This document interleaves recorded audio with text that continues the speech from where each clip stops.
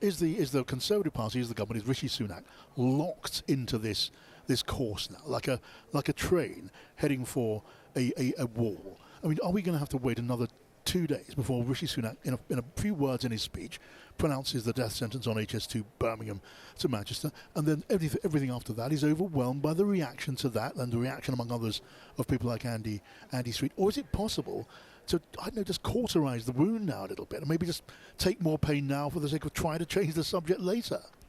Well, we're on Monday evening of Tory Party conference, although it feels like it's been here a lot longer perhaps. And by the time we get to Wednesday morning for the Prime Minister's speech, if this is the big announcement, they're not going to want to get away from that, because these speeches are worked on for months and months in advance. If they've decided this is their big play in terms of their taking long-term decisions that they think are right, I can see why they're waiting for it. But the problem is it's the leaks and it's the gossip and it's the briefing. We saw another round of that today with some people saying, that it's up to the Prime Minister, Number 10 saying no decisions have been made. So we are just in this constant holding pattern, active failure of politicians, of planners, of us as a country about how we think about infrastructure. Now, obviously, we are a relatively small island. When France faced this issue and they built the TGV line, they just built it. They didn't really have decades-long consultations, whereas we spend so much time fixing, changing the route, building viaducts, shifting it here, doing this,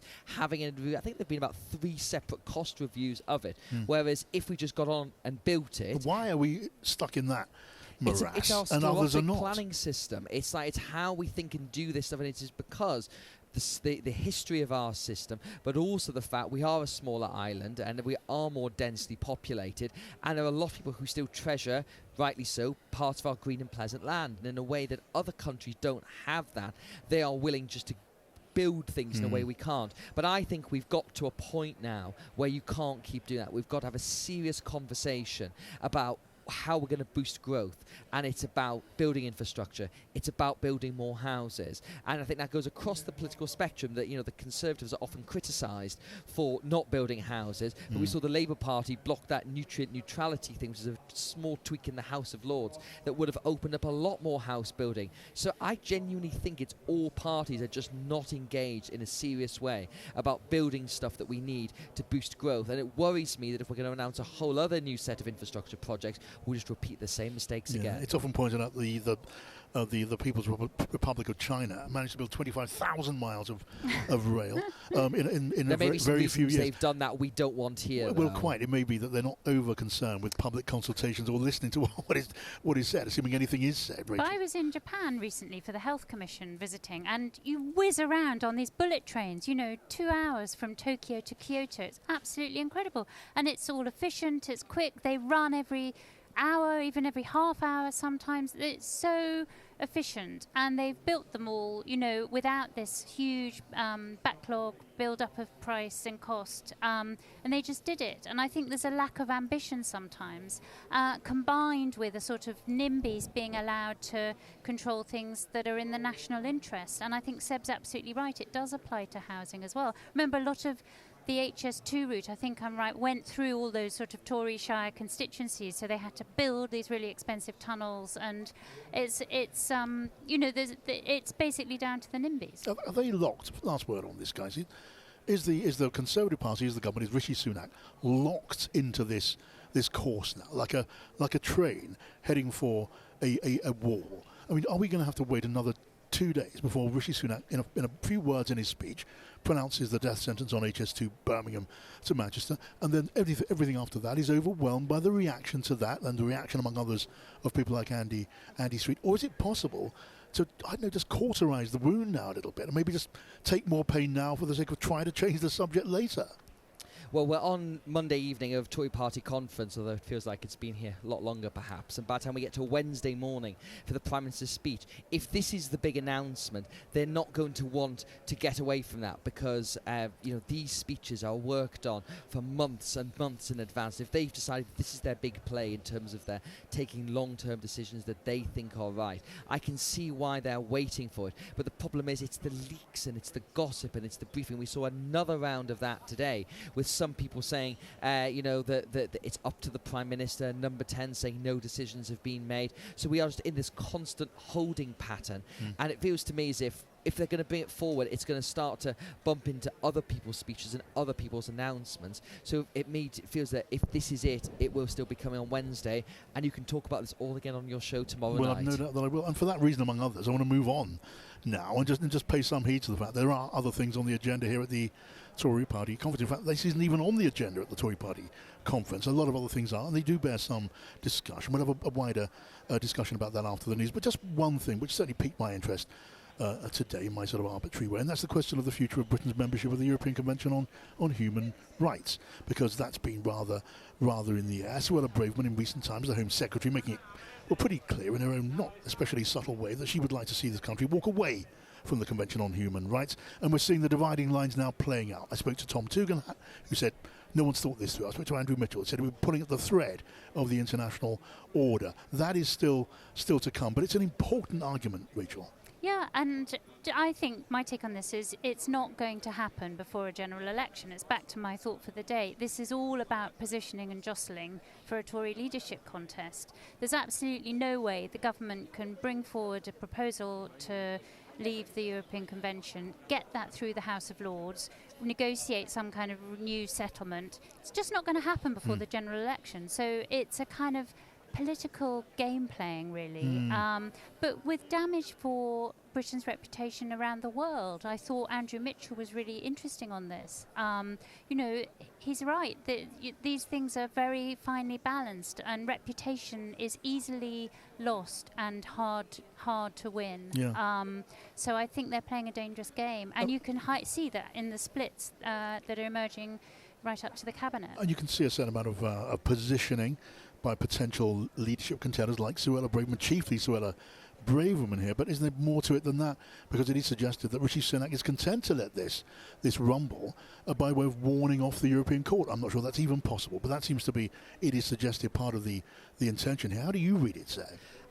The thing that worries me about the ECHR debate is that it's become like another Brexit debate, that it's this big magic wand that you can just wave and it will fix everything. And I think that's what Tom Tugendhat, the security minister, was alluding to, that there was a lot of people who said in the run-up to the 2016 referendum, if we leave the EU, it'll fix everything. And there were people who made a more considered case for Brexit that was based on what might actually happen. What worries me about the ECHR is that it is very much tied into the Good Friday Agreement, the Five Eyes intelligence sharing agreement with our allies in America and Australia and Canada and elsewhere. It's also tied into the trade agreement with the EU. So if we were to just say, let's leave it and it'll fix everything, that's a very bad idea. Now, Jonathan Sumption, the former Lord Justice, wrote in the Spectator magazine this week a more thoughtful case on why you might want to leave the ECHR based on how he sees the interpretation of judges and laws, and that's fine. That's a very different matter, and I'm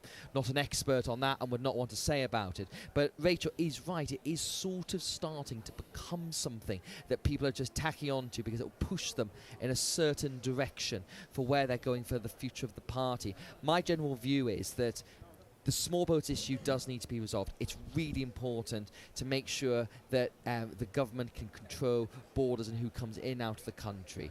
The Rwanda policy is the way to do that, and I think it is the only viable option at the moment. If that does get blocked and you get in this contentious question about the ECHR, I think you've got to exhaust every other possibility before you jump straight to that.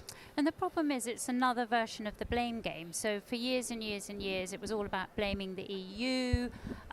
Then the government went to war on the judiciary. And now it's the ECHR. And I just think, actually, it's time for them to take responsibility and sort things out themselves and stop blaming everyone else, whether it's activists, lawyers, or the sort of lefty liberal elite. And actually, Suella Braverman's in charge. She's the Home Secretary. If she wants to, she has to have her ideas for sorting out the small boats crisis that don't involve just constantly blaming everyone else. I just wonder how this actually plays out. If there were a serious attempt to take us out of the European Convention, you'd need legislation. There would be a huge split in the House of Commons, first of all, where the One Nation group of sort of centre-left conservatives, they'd stand against it. They keep telling us they're the biggest single group in the House of Commons. They'd be opposed. The House of Lords would be 10 times more never, ever of an obstacle. through, So are we heading for a point where you end up with some sort of vaguely ambiguous pledge in the manifesto that one side can uncomfortably live with and the other side can play up in the way they wish. I think that's exactly right, John, and I hate to mention the R word, but I think this is such a momentous change. You're talking referendum territory. No. I know, No. but I think this is something in a way that, like Brexit and Scotland leaving the UK, transcends parliamentary politics because it is such a big thing, and I don't want to think about what that referendum would look like. But John, I think you've hit the nail on the head that if the Rwanda deportations don't go ahead and this starts to become a real issue, I would imagine the Conservative manifesto could have in it a promise of a commission, of a review or something like that, much like David Cameron, 2014, we will renegotiate and have a referendum. I don't think they will use the R word. Your heart rates can all come down. Yeah. But I do think that there will be something that both sides can live with. But it does mean the Conservatives win again. They will have to stick by it. And then for the people who are opposed to it, that will be very tricky. So to torture a couple of metaphors, maybe you write a threat down, you put it in a can, and you kick it down the road into the general election. Look, we've got lots more to talk about, Rachel,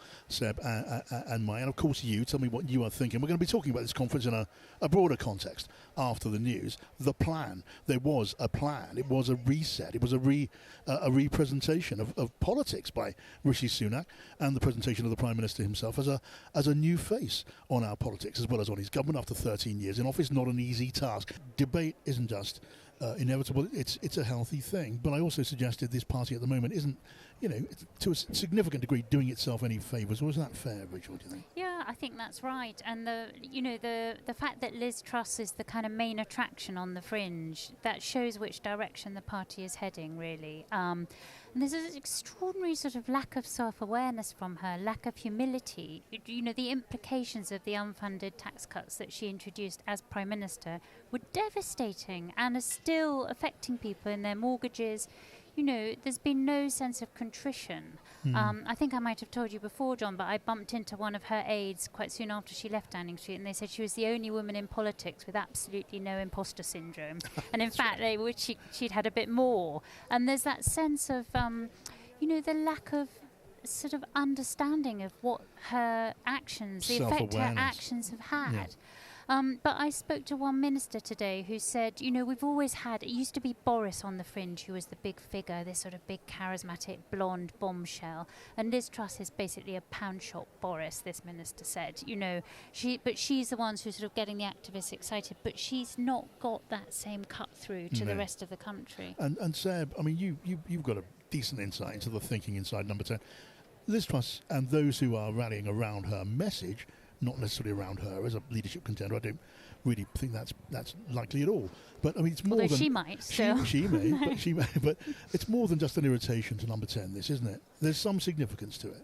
I think the fact is, the point you were hearing about in the package you played about how Liz Truss was elected leader and how Rishi Sunak became Prime Minister, that has created this tension within the Conservative Party, which I think will only be resolved when the election is called, because if Rishi Sunak wins that election, he will have his mandate. Boris Johnson loved to talk about his 14 million people who voted for him. Rishi Sunak would then have that mandate from the general public, and it would sort of resolve that question in a way. I think the view that I've just picked up from people about this is just the fact that, let Liz Truss do her thing, because if you look at the polling outside the Conservative Party, I think like 69% of opposed said the public just don't want to hear from her. And to your point about a little bit more imposter syndrome, I think, she could maybe read those polls and understand what the wider public thinks. And there will be a moment that will have an electoral impact. We're not in a general election right now, but we could be early next year, later next year, who knows whenever the election will be. But I think at that point, we will see where the Conservative Party's age-old instinct for binding together and realising that the real opposition here is the Labour Party, not people within the Conservative Party. Whereas at the moment, it's a bit self-indulgent to be doing this when, as we talked about at the beginning of the programme, there does seem to be some traction in the polls towards Mr Sunak. And the thing that I find so curious about Liz Truss is that she did this rally for growth. Who doesn't want growth? I mean, there's a couple of people on the fringe. The Anti-Growth Coalition. The Anti-Growth Coalition, of course. People who lived in North London and produced podcasts like I used to. That must be a key member of the Anti-Growth Coalition. But the fact is, apart from a few fringe people in the Green Party, nobody is against growth. Everyone wants to be more prosperous. Everybody wants a country where people are getting wealthier. But what Liz Truss has done is to say the only acceptable growth is her form of growth. And I think what we do at Onward, where we take a slightly different worldview to Liz Truss on this, is to say that if we still want growth, but we want it in a different way. We believe in levelling up. We believe in devolution. We believe in building more houses, because we are the things that are going to get there, not, as you put it, unfunded tax cuts. Let me just ask you both, just wrapping up this conversation a bit, how far is the agenda which is being rolled out this week, or was intended to be rolled out in the way that Sunak planned, how far is that about long-term thinking, a reset for the long term? How far is it about short-term sloganizing? Because it is possible. There's both of those things coexisting. In the case of the Chancellor's announcements on welfare today, we had the use of the stick as well as the carrot when it came to getting unemployed people into work. If they are out of work, they say because of mental health issues or because of mobility issues, then prod them a bit harder. And the Tory party has got a long history of wanting to be tough on benefits. Equally, we do have a genuine problem with economic inactivity in this country. It doesn't have to fall cleanly into one or other file.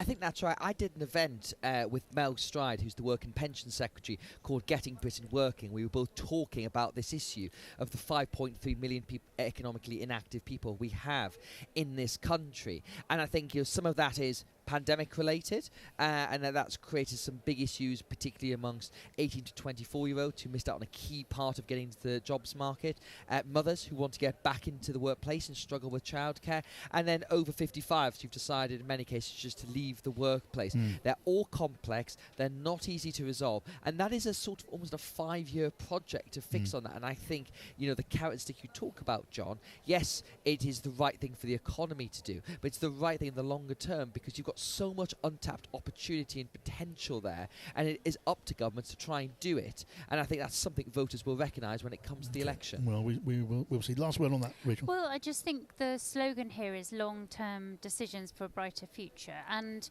we've heard reports that Rishi Sunak will be talking about the sort of British Baccalaureate in his speech. That would be something that really could make a difference for the long term. But in the end, it's going to come down to how voters feel economically in the short term. And a lot of that will go back to the sort of Liz Truss decisions and that sense that the Conservative Party's sacrificed its reputation for economic competence. All right, guys.